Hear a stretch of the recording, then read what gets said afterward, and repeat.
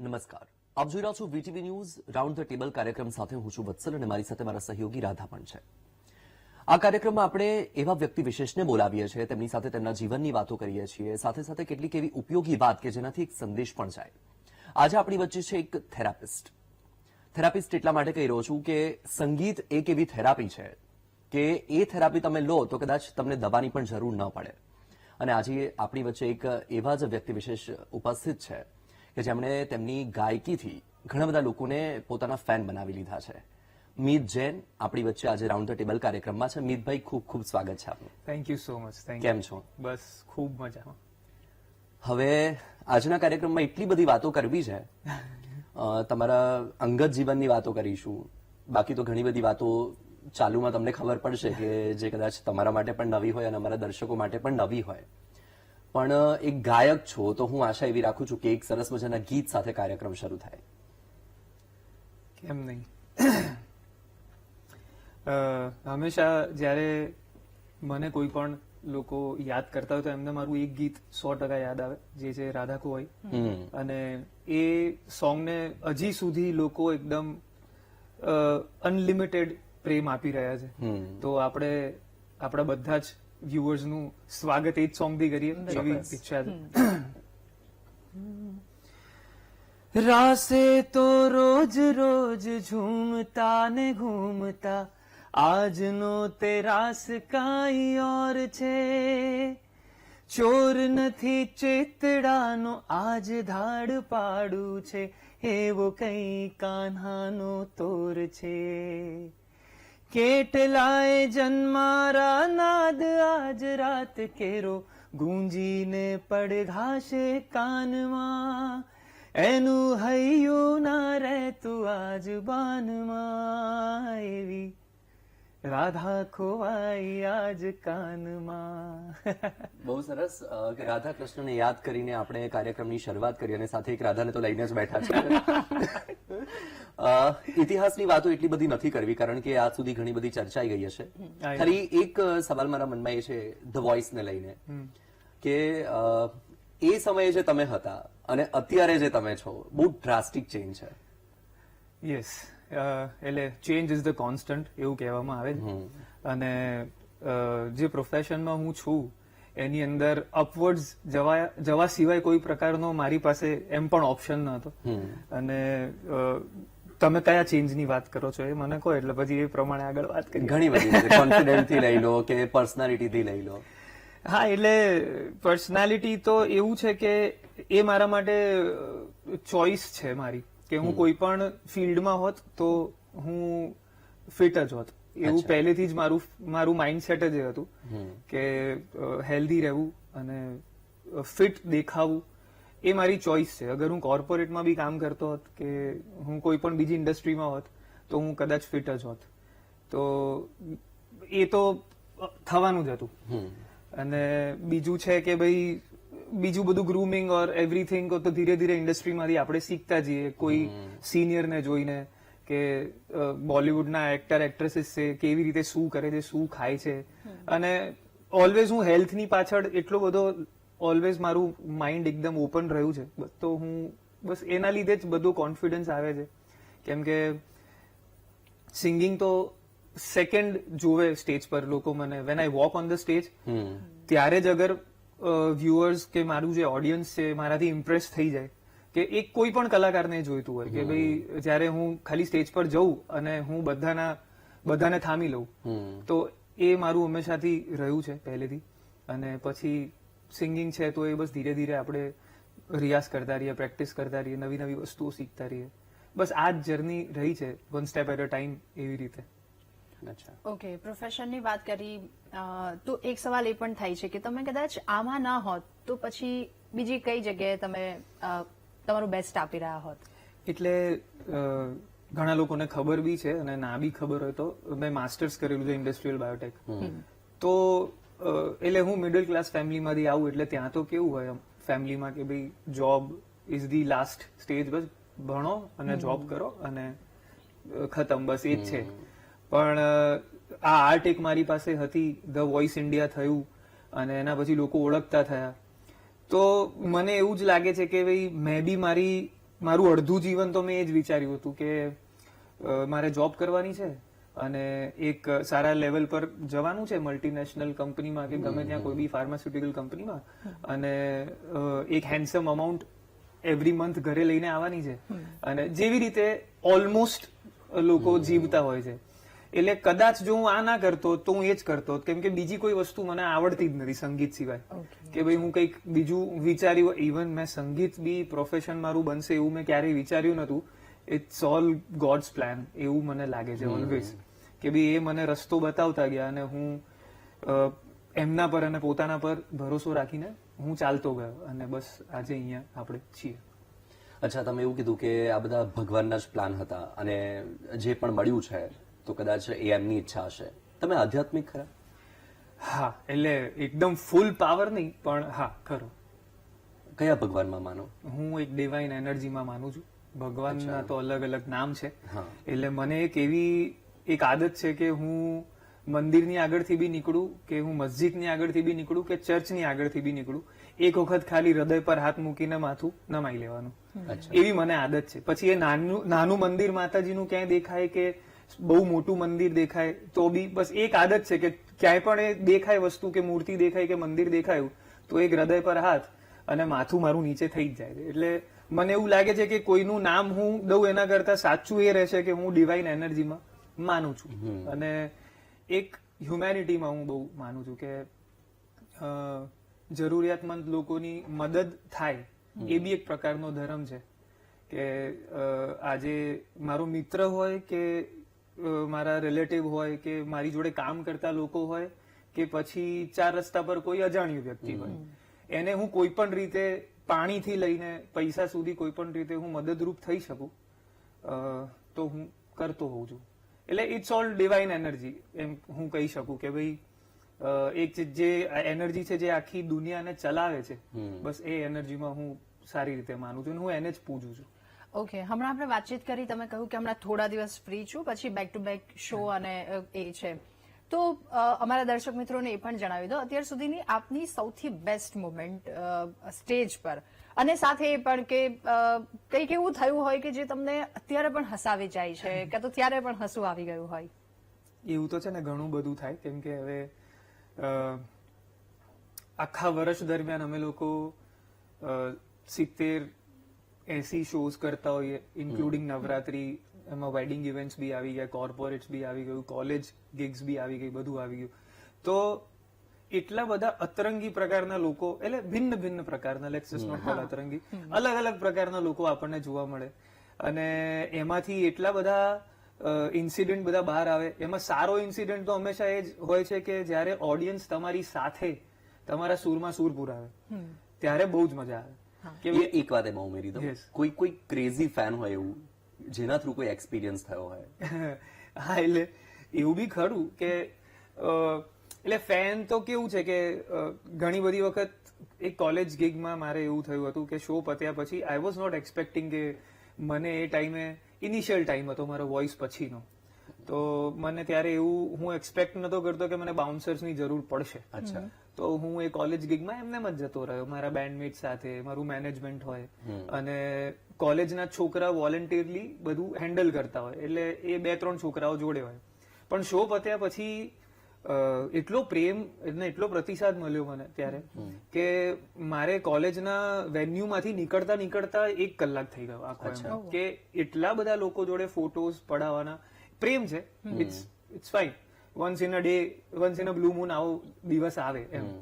એટલે પણ એ દિવસે એવું થયું કે એટલી ખેંચમતાણી બધી થઈ ફોટોઝ પડાવવા માટે મને ખબર જ નથી કે કોનો હાથ ક્યાં જાય છે ને કોણ ક્યાંથી ફોટો પડાવે છે અને કોઈનો ખભા પર હાથ છે, કોઈ બ્લેઝર પકડીને કે સર મારી જોડે એક ફોટો.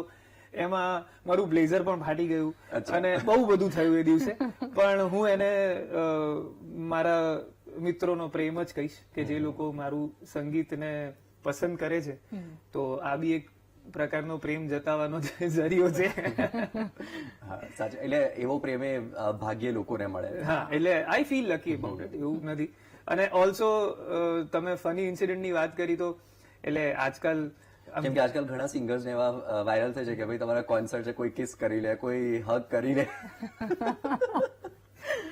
થઈ ચુક્યું છે બધું, પણ ચાલશે. આપણે બહુ ડિટેલમાં એ બાબતે વાત નથી કહી કરી. શકો તમે. ના ના, એટલે આ બધા ફેન્સ છે યાર, એ લોકોનો પ્રેમ એક બહુ જ મેડનેસ વાળો પ્રેમ હોય છે. મને એવું લાગે છે કે આજે જે ગર્લફ્રેન્ડ બોયફ્રેન્ડ જે એકદમ જૂનૂની લવ હોય છે, અનનોન ગિફ્ટ આવી છે? હા, એવી તો ઘણી બધી આવી છે. એવી કોઈ ગિફ્ટ કે જે તમને એમ બહુ જ પસંદ આવી હોય, અનનોન વ્યક્તિ તરફથી મળી હોય? એક બહુ જ નાની છોકરી, એટલે 8-1 વર્ષની છોકરી હતી, એને એના હાથથી મારું જ ડ્રોઈંગ એટલે અચ્છા. કરીને અને Sketch મને draw. સ્કેચ ડ્રો કરીને આપ્યું હતું.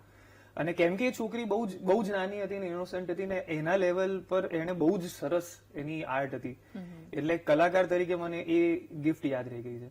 અને મટીરિયલિસ્ટિક વસ્તુઓમાં હું બહુ પહેલેથી જ નથી, એટલે કોઈએ એફર્ટ નાખીને કંઈક બનાવ્યું ને એ મારા માટે બહુ ઇમ્પોર્ટન્ટ છે. તો એ અમુક વસ્તુઓ એવી બધી મેં હજી સુધી સાચવીને રાખી છે, જે વર્ષો પહેલા બી કોઈએ આપી હોય કે એક ગિફ્ટ તરીકે કે આ તમારો ફોટો છે જે અમે સ્કેચ કરીને ફ્રેમ કર્યો છે, કે કોઈએ વોઇસ ઇન્ડિયાનો ફોટો સ્કેચ કરીને મને આપ્યો હોય.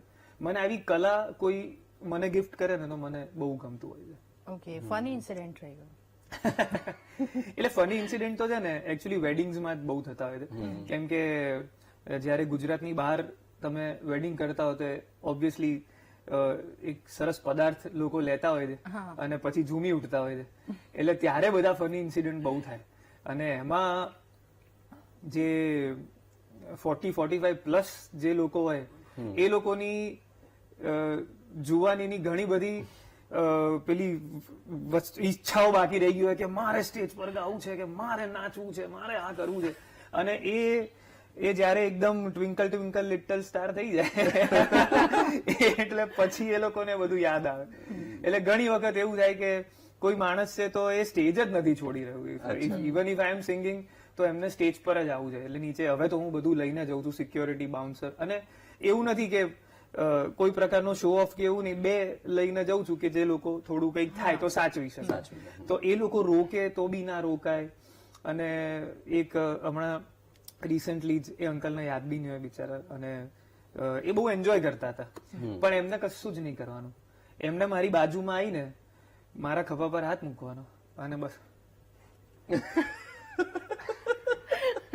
અરે મેં કીધું કાકા પતિ કેવું તમારું, તો પછી તમે જાઓ તો બીજા કોઈ આવે, બીજું કોઈ એન્જોય કરે. પણ એ અંકલે 1 કલાક સુધી આ વસ્તુ ચાલુ રાખી. એમને કોઈ નીચે લઈ જાય, પાછા પકડીને ઉપર લઈ આવે, નીચે લઈ જાય, પછી પાછા ઉપર આવી જાય. અને એટલે આમાં કેવું કે વેડિંગમાં વી કેન નોટ, એટલે એમનો જ છે, એમનો જ પાર્ટી પ્લોટ છે, એમને જ બધું કર્યું છે. હવે આપણે એમને કેવી રીતે ના પાડીએ કે ભાઈ તમારે નથી આવવાનું ઉપર, તમારે આ નથી કરવાનું. અને જયારે when I am performing in wedding તો I want to be a part of their family, કે ભાઈ હું ત્યાં સ્ટાર તરીકે જવા નથી માંગતો. ત્યારે મને એવું છે કે ના, તમે બી મને તમારા ફેમિલીનો પાર્ટ સમજો, આપણે બધા જોડે મળીને એન્જોય કરીએ અને તમને હું એક બહુ સારી મોમેન્ટ આપું એમ, જે તમને વર્ષો સુધી યાદ રહે. તો પણ એ ચક્કરમાં હું એકદમ, એ લોકો મને એમના ઘરનો છોકરો જ સમજવા માંડે. વિઝ્યુઅલાઇઝ કરી રહ્યો હતો હું અત્યારે. એટલે પછી મજા આવે છે. એનો અમે વાંધો પણ નથી. તમારી એક ઇવેન્ટમાં અમે લોકો બહુ ગરબા રમ્યા હતા. લાસ્ટ નહીં, એના 2023 ની નવરાત્રીમાં, અચ્છા, શાયદ મિર્ચીની નવરાત્રી હતી. યસ, હોઈ શકે. હા, તમારી બેનની તમે બહુ નજીક છો એવું લાગે છે મને. બેનની? હા, હું મારા શાયદ ધ વોઇસ ના ઓડિશનમાં તમારી સાથે તમારા બેન હતા. મમ્મી, સાંભળજો, મારા મમ્મી હતા. અચ્છા, બેન ના કીધું ને. એ મારા મમ્મી હતા. અચ્છા, તો પછી તમારા મમ્મી બહુ જ ફિટ અને યંગ છે. યસ, ત્યાંથી જ શીખ્યા હશે. હા, એટલે હોઈ શકે કે એકચ્યુઅલી મારા કઝિન્સ, મારા પેરેન્ટ્સ એ બધા આમ ફિટ જ રહ્યા છે.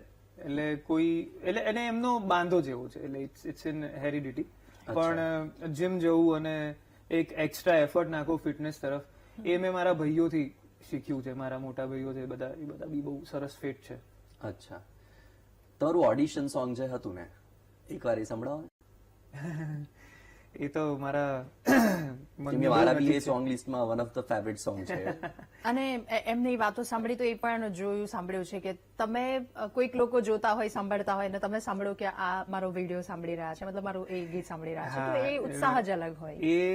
એવું એક વખત થયું હતું કે હું વોઇસ થયા પછી હું 4 વર્ષ મુંબઈ જ રહ્યો, કામ રિલેટેડ. તો ત્યાં હું લોકલમાં ટ્રાવેલ કરતો હતો અને મને મારો જ અવાજ સંભળાય છે. આ ફિલિંગ તમે હમણાં મને પૂછ્યું ને કે શું યાદ રહી ગયું છે તમે તમારા કરિયરમાંથી યાદ તો એક આ વસ્તુ બી મારી અંદર રહી ગઈ છે કે હું લોકલમાં બેઠો છું ને મારી 2 રો છોડીને જ મને મારો જ અવાજ સંભળાય છે કે કોઈ મારું જ ઓડિશન સાંભળી રહ્યું છે એમ. અને એને ફૂલ આખું મસ્ત 3 મિનિટનું મારું ઓડિશન સાંભળ્યું અને પછી એ નેક્સ્ટ વિડીયો પર ગયો અને હું ત્યાં બેઠો બેઠો બસ હું પાછું જે આખું મારું ઓડિશન હતું એ આઈ વોઝ રીલિવિંગ દેટ મોમેન્ટ. અને એ જે એક ઇનોસન્ટ સ્માઇલની સાથે આખું ઓડિશન જોઈ રહ્યો હતો ને એટલે બસ આ એક મને મારી જોબનું એક બહુ સરસ વસ્તુ લાગે કે આમ એફર્ટલેસલી જે હું લોકોના ચહેરા પર સ્માઇલ લઈ આવું છું કે ભાઈ કે કહેવામાં આવે છે ને કે આર્ટિસ્ટ જતો રહેશે દુનિયામાંથી એની આર્ટ નહીં જાય. તો આ એક મને ઉપરવાળાએ આ એક કલા આપી છે કે ભાઈ કદાચ હું અમુક વર્ષો પછી નહીં હોઉં પણ મારી કલા અહીંયા હંમેશા રહેશે. એ હંમેશા લોકો જોઈ શકશે, સાંભળી શકશે. સો એ એક ઇન્સિડન્ટ મારા મનમાં બહુ સારી રીતે રહી ગયો છે. Song yes.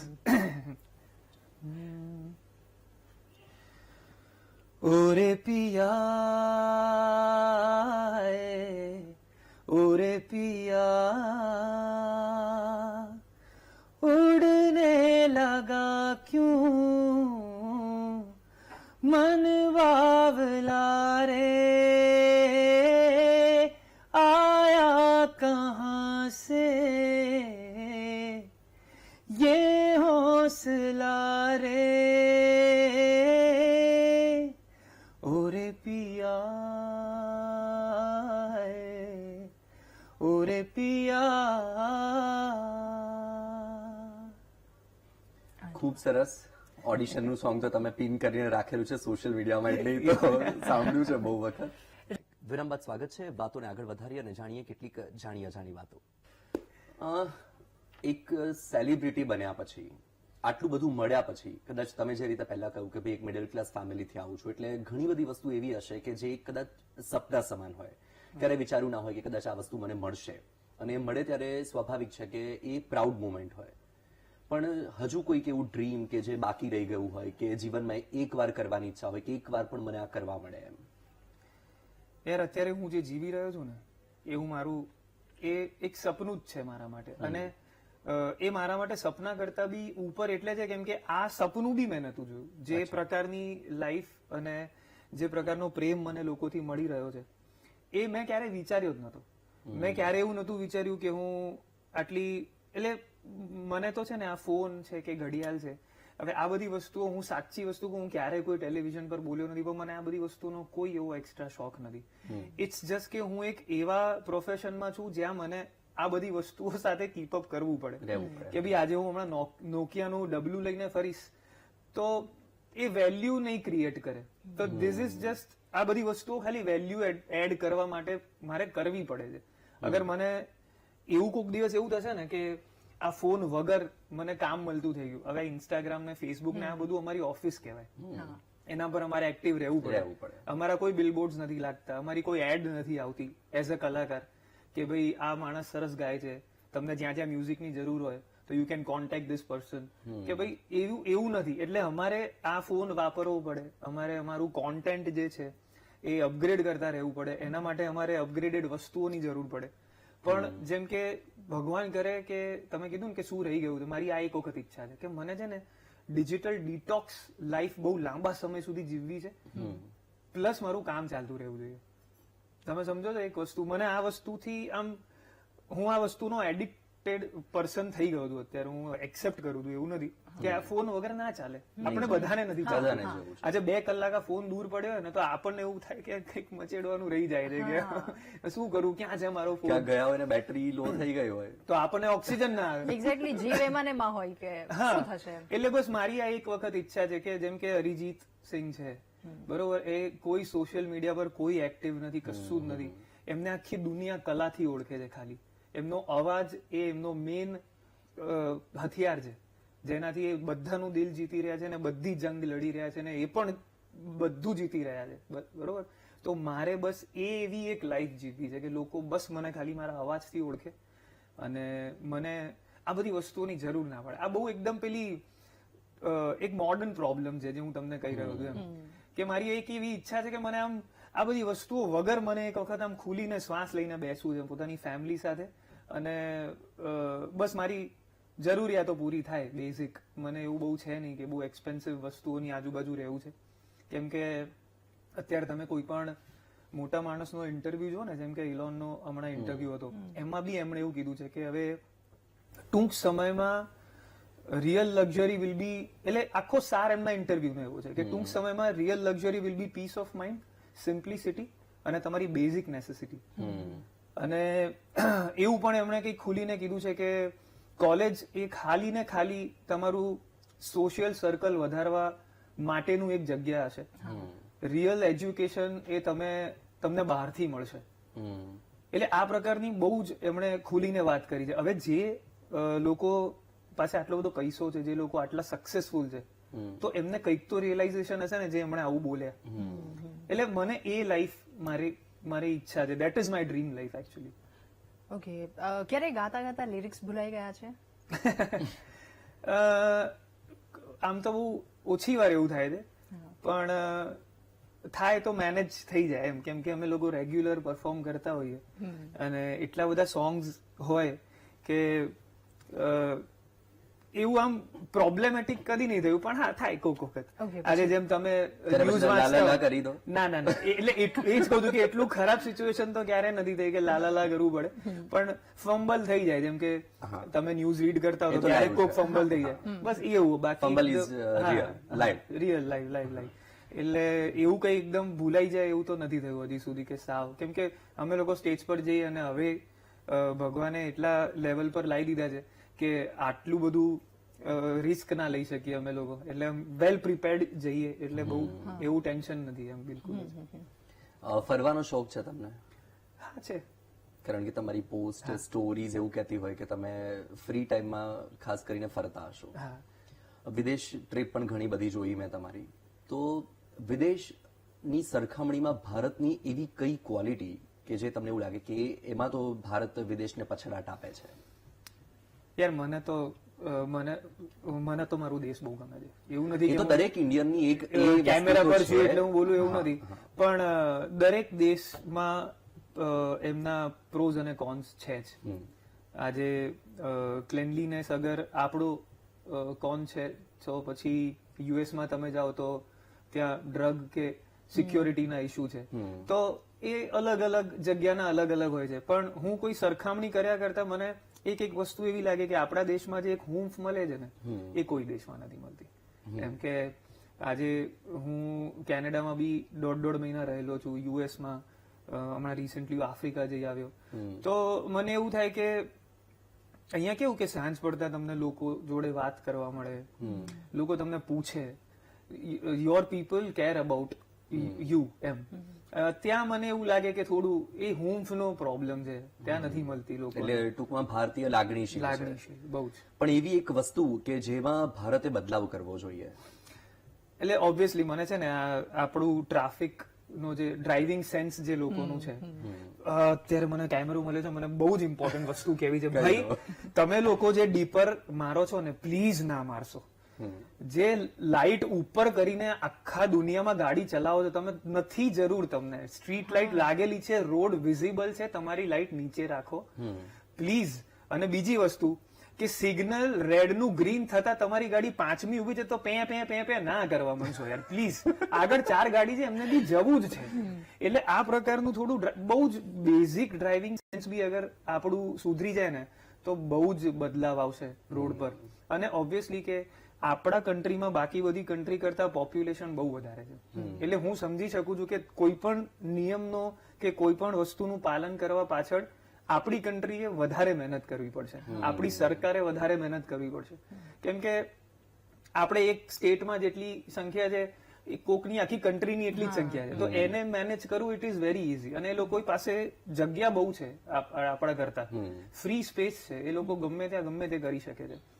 પણ હા, એક નાગરિક તરીકે આપણે થોડું લેન ડ્રાઇવિંગ શીખી લઈએ કે ભાઈ આપણે સાઉથના હીરોની જેમ પટ્ટાની વચ્ચે નથી ચલાવવાનું કે તમારે 2 ટાયર આ બાજુ ને 2 ટાયર આ બાજુ, તમે આખો રોડ રોકીને ચલાવી રહ્યા છો.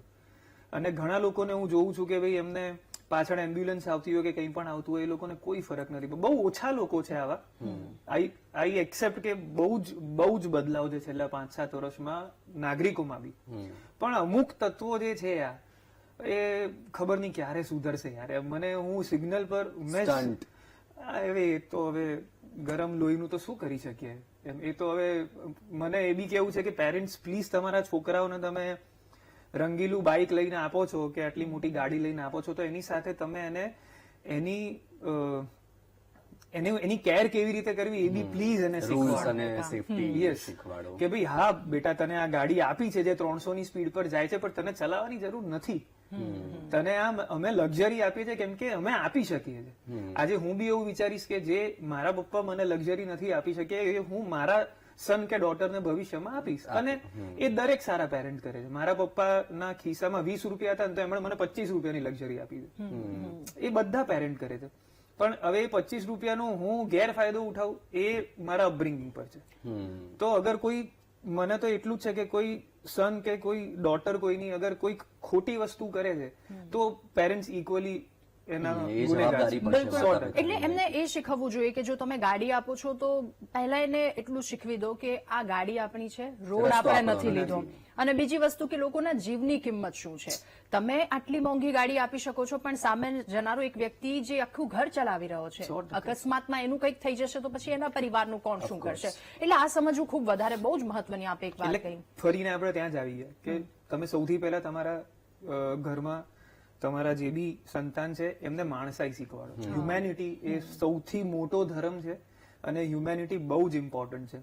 કાઇન્ડનેસ, હ્યુમેનિટી, આ બધી વસ્તુઓ બેઝિક થી તમે તમારા છોકરાઓને તમારા એમના જહેનમાં નાખો ને તો આઈ થિંક આ બધી વસ્તુઓ સમજવી તો બહુ જ ગૌણ છે. પછી બિલકુલ એટલે સારા બાપ બની શકશો તમે.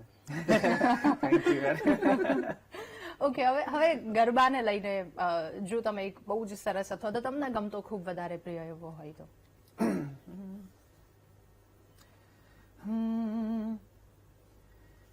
કોઈ તાતણિયા ધરાથી તેડાવો મારી બાયુ રે, ખોડિયાર રમવાને આવે. કોઈ માટેલ હે કોઈ માટેલ હો, કોઈ માટેલ જઈને તેડાવો મારી બાયુ રે, ખોડિયાર રમવાને આવે, ખોડિયાર રમવાને આવે. ખૂબ સરસ. ફરીથી નવરાત્રીની યાદ અપાવી દીધી. તમે બોલિવૂડમાં પણ ઘણા લોકો સાથે સંપર્કમાં હશો કદાચ. હા, ઓન એન્ડ ઓફ. હમણાં એમ નોર્મલી કોઈની સાથે આમને આમ વાતચીત થતી હોય એવી રીતે? એટલે આમને આમ વાતચીત તો હવે એ લોકો એટલા મોટા માણસો છે ને સાચું કે એમને મારે પિંગ કરવું હોય તો મને શરમ આવે કે હશે કઈક કામમાં એમ. એટલે જેમ કે કોઈની સાથે ફ્રેન્ડશિપ વાઇબ હોય. શાન દાદા છે, ઇવન હિમેશ સર, એમની ટીમમાં જતા ને તમે? હું શાન દાદાની ટીમમાં હતો. એટલે એમને બી those people are just one call away, હજી બી એમ. એટલે ક્યારે બી મને કંઈક હોય એટલે જેમ કે કાલે હિમેશ સરનો શો છે સપોઝ, તો મેં એમને ફોન કર્યો કે ભાઈ તમે આવો તો ઇફ તમારી પાસે ટાઈમ હોય તો આપણે મળીશું. અનફોર્ચ્યુનેટલી એ દિવસે મારો પણ શો છે તો હું એમના શોમાં નહીં જઈ શકું, પણ વી વિલ ટ્રાય કે એ લોકો જ્યારે બી અમદાવાદ આવે ને તો વી સી ઈચ અધર એવી રીતે એમ. તો એવી રીતે કોન્ટેક્ટમાં બી ખરા. મને કંઈક કન્ફ્યુઝન હોય તો ઇફ આઈ આસ્ક ધેમ તો એ લોકો મને શોર્ટમાં જવાબ બી આપે. અને ઓબ્વિયસલી યાર એ લોકો બહુ મોટા લોકો છે અને they have there on life, there on work. એટલે હું બહુ એમને પિંગ નથી કરતો, પણ એટલું મને ખબર છે કે જ્યારે મને કોઈ વસ્તુની જરૂર હશે કે ઇફ આઈ વિલ કોલ ધેમ તો એ લોકો અવોઇડ તો નહીં જ કરે. એટલે એ રીતના ગુરુ શિષ્ય ટાઈપ સંબંધો છે મારા. અર્જુન બિજલાણી માટે આઈ થિંક કંઈક તમે ડાન્સ, એટલે એ મેં હા ડાન્સ દીવાનેમાં મેં એમની સાથે સ્ટેજ શેર કર્યું હતું. એમની સાથે એટલો બધો કોઈ કોન્ટેક્ટ નથી, બટ મેં જે 3-4 એપિસોડ એમની સાથે શૂટ કર્યા હતા. વેરી ફન લવિંગ ગાય. અને ઓબ્વિયસલી એ જે ઓન સ્ક્રીન દેખાય છે એ ઓફ સ્ક્રીન છે. એક મને તમારી ઈચ્છા યાદ આવી, તમે વાત કરી એટલે કે ક્યાંક તમે ઇન્ટરવ્યુમાં એવું કીધું હતું કે મારી એક ઈચ્છા એવી છે કે પંજાબી ગીતો ગુજરાતમાં ગવાય છે તો ગુજરાતી ગીતો પંજાબમાં સંભળાવવા જોઈએ. હા, એ છે. એટલે મને બસ એટલે હવે આઈ થિંક આપણી મ્યુઝિક ઇન્ડસ્ટ્રી એ બાજુ જઈ રહી છે કે આપણા ગીતો તો ગ્લોબલી જઈ રહ્યા છે બધા ગીતો. એટલે એ મારી ઈચ્છા મેં નહીં પણ મારા બીજા બધા કલીગ જે મારા સિંગર મિત્રો છે એ બી કરી જ રહ્યા છે. અને બધાનો એક જ ઉદ્દેશ છે કે ભાઈ આપણી ભાષા એ દુનિયાભરમાં સંભળાય અને એ થઈ રહ્યું છે. મારા ગરબા બી આજે જે રાધા ખોવાઈ છે તો હું એના યુટ્યુબમાં સ્ટેટિસ્ટિક્સ જોઉં તો અત્યારે બી લોકો યુએસ, કેનેડા, ઓસ્ટ્રેલિયામાં એને સાંભળી રહ્યા છે. અચ્છા. એટલે એ એક જીત છે આપણી ભાષાની. અને એ ટાઈમે જયારે હું આ ઇન્ટરવ્યુમાં બોલ્યો હતો ત્યારે પંજાબી ગીતોનું એકદમ ચલણ સખત ચાલ્યું હતું ગુજરાતમાં બી અને ઓલ ઓવર ધ વર્લ્ડ એમ. અને નવા નવા સિંગર્સ આવતા હતા અને નવા નવા સિંગર્સને પ્રેમ પણ મળતો હતો. અને ત્યારે હું જોતો હતો કે ભાઈ મારા સિંગર મિત્રો બી કેટલા ટેલેન્ટેડ છે અને એ લોકો કેટલા સારા સારા ગીતો બનાવી રહ્યા છે, તો એ કેમ લોકો સુધી નથી પહોંચતા? જયારે આપણા રૂટ્સ જ્યાં છે અહીંયાના લોકો પહેલા પસંદ કરશે એ વસ્તુને, એ વસ્તુને એ લોકો ઇમ્પોર્ટન્સ આપશે તો એ બહાર જશે. એટલે બસ એ મારો ત્યારે બોલવાનો કદાચ આ જ એક ઉદ્દેશ હતો કે ભાઈ આપણા લોકો પહેલા આપણી ભાષાને પ્રેમ આપતા ચાલુ થાય તો કહેવાય છે ને કે આપણી વસ્તુ આપણને જ નહીં ગમે તો લોકોને કેવી રીતે ગમશે? સમયનો અભાવ છે, પરંતુ અંતિમ સવાલ આપને પહેલા એ પૂછી લઉં કે થોડોક અઘરો સવાલ આપના માટે હશે, કારણ કે એક વસ્તુ લેવાનું છે. જૂના ગીતો, એની સામે નવા ગીતો, બોલિવૂડ, ગુજરાતી અને ગરબા, સૌથી વધારે ગમતું? યાર આ તો આવી ગયું બધું એક જ માતાના બધા પુત્રો છે એવું કહેવાય. હવે તમે માતાને એવું પૂછો, એટલે સંગીતના જ બધા પુત્રો છે કે જૂના ગીતો, નવા ગીતો કે એટલે આમ તો આ છે ને અલગ અલગ ટાઈમનો મારો હું ચૂઝ કરી શકું કે અગર હું બેઠો છું અને મને એકદમ મારે સેલ્ફ એન્ટરટેન થવું છે તો હું જૂના ગીતોને ચૂઝ કરું કે ભાઈ જૂના ગીતો ચાલુ કરો, ગાઓ જોડે, ગુનગુનાઓ, બેસો, એન્જોય કરો. હવે જયારે એકદમ મસ્ત મજાનો મૂડ હોય કે ભાઈબંધો ભેગા થયા છે બધું, તો પછી નવા બોલિવૂડ ગીતો વાગવાના છે કે ભાઈ જે બધાને મજા આવે એમ. અને જયારે કોઈને મજા કરાવવાનો, એન્ટરટેન કરવાનો બી જયારે કોઈ મને મોકો મળે તો અગેન અત્યારે જયારે બી હું કોઈ વેડિંગ, કોર્પોરેટ કે કોલેજ ગિગમાં જઉં તો ઓબ્વિયસલી જૂના ગીતો સાંભળવા વાળા ઘણા ઓછા હોય છે, કેમ કે ત્યાં બધા જેન્ઝીઝ હશે કે અને ત્યાં એ લોકો બધા આમ અપલિફ્ટ થવા આવ્યા હોય, મૂડ એમનો સરસ હોય અને કદાચ જૂના ગીતો ઓછા સાંભળતા હોય તો ત્યારે નવા હોય. અને ગરબા તો છે જ યાર, ગુજરાતી લોહી છે એટલે ગરબા તો ગમે ત્યારે તમે કહો એટલે આપણે સાંભળી જ લઈએ અને ગઈ લઈએ. પણ મારો સેલ્ફ એન્ટરટેનમેન્ટ નો જરિયો જૂના ગીતો છે ઓલવેઝ. એક સવાલ છે, દરેક ફેન્સને એવું હોય કે એ જેને ફોલો કરી રહ્યા છે તો એના અંગત જીવન વિશે એમને જાણવું હોય. અત્યારે ના મને પણ જાણવું છે. હમણાં કિંજલ દવેની સગાઈ થઈ એટલે એ બહુ ચર્ચામાં રહ્યું, સોશિયલ મીડિયામાં પણ ચર્ચામાં રહ્યું અને બધે. તો તમારા ફેન્સને પણ એવું હશે કે યાર મીત ક્યારે લગ્ન કરે છે, એટલે કમિટેડ છે ખરા? આ બધી વસ્તુઓ વિશે છે ને ત્યારે જ હું વાત કરીશ જ્યારે હું ખુલીને વીટીવી ન્યૂઝમાં જ એમની સાથે કદાચ આવી શકું ક્યારે કે એવું હોય. જયારે અમે લોકો પ્રોપર બધી, જયારે મને કોઈ મળશે એવું કે અમે લોકો જયારે પ્રોપર એને લોકો સામે મૂકી શકીશું ત્યારે જ હું એના વિશે ઓલવેઝ, અને આઈ એમ વેરી એડમેન્ટ અબાઉટ ઇટ કે હું ત્યારે જ વાત કરીશ એના વિશે. કેમ કે હવે ઓબ્વિયસલી યાર આ જે ઉંમરે આપણે પહોંચ્યા છીએ, we all had some bad experiences, some not so good relationships, પણ એ બધું પાર કરીને હવે હું એક બહુ સારા માઇન્ડ સ્પેસ પર છું. અને હવે જયારે હું કંઈક બોલીશ આવી છે ત્યારે એકદમ શ્યોરિટી સાથે જ હું બોલવા માંગુ છું. એટલે કિંજલે બી કર્યું તો બહાર કોઈને ખબર નથી અને I think that's the right way of doing it. કેમ કે નજર ઇઝ રિયલ, એટલે હું તો બહુ માનું છું નજરમાં. એટલે ભાઈ મને બહુ પીડીએ કરવું ગમતું નથી અને કંઈક સારી વસ્તુ મારા લાઈફમાં થશે તો એ સારા દિવસે તમને અને બધાને એક સાથે જ ખબર પડશે. બિલકુલ, અને ખૂબ ઝડપથી એ સારી વસ્તુ આવે તમારી લાઈફમાં. Thank you so much. નજર is real. Indirectly thank you અમારી સાથે રાઉન્ડ ધ ટેબલમાં જોડાવા બદલ, ઘણી બધી વાતો અમારી સાથે, અમારા દર્શક મિત્રો સાથે કરવા બદલ again thank you. Thank you so much for having. બસ એક સંદેશ અમારા દર્શકો માટે તમે કોઈ સારો આપવા માંગો, કોઈ મેસેજ? પ્લીઝ બી કાઇન્ડ, તમારી અંદર હ્યુમેનિટીને જાગૃત રાખો, એક સારા નાગરિક બનો અને મ્યુઝિક સાંભળતા રહો. કેમ કે એવું કહેવામાં આવે છે કે મ્યુઝિકની જેટલી નજીક રહેશો તમે એટલું જ દવા, દારૂ અને ડિપ્રેશનથી દૂર રહેશો.